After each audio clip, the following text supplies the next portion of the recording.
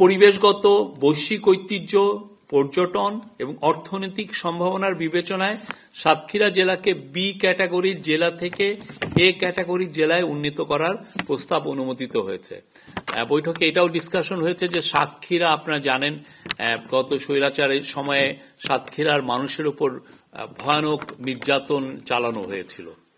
আর আপনি জানেন সাতক্ষীরাতে সুন্দরবন আছে, সাতক্ষীরার এখন সাথে সাতক্ষীরার ভোমরা বন্দর এখন একটা খুবই গুরুত্বপূর্ণ একটা বন্দর হিসেবে ইমার্জ করেছে এবং সাতক্ষীরা আমাদের মানে দেশের জন্য এইটা একটা খুবই ইম্পর্টেন্ট একটা ডিস্ট্রিক্ট। তো সেটা বিবেচনায় এটাকে এ ক্যাটাগরি ডিস্ট্রিক্ট হিসাবে অনুমোদিত হয়েছে। গাজীপুর জেলার পূর্বাচল উত্তর, নারায়ণগঞ্জ জেলায় পূর্বাচল দক্ষিণ, নরসিংদী জেলার রায়পুরার একটা অংশ, কক্সবাজার জেলার মাতারবাড়ি নামে মোট 4টি নতুন থানা স্থাপন এর প্রস্তাব অনুমোদিত হয়েছে।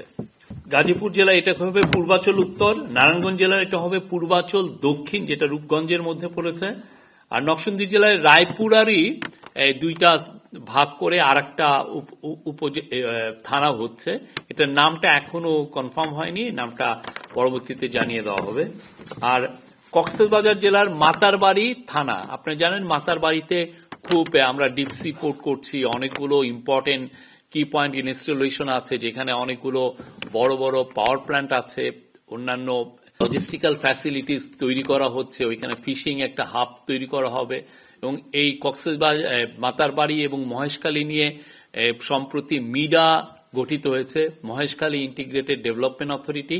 সেই জন্য এইটার বিবেচনায় এটার গুরুত্ব বিবেচনায় এখানে একটা নতুন থানার প্রস্তাব অনুমোদন হয়েছে, এটার নাম হবে মাতারবাড়ি থানা।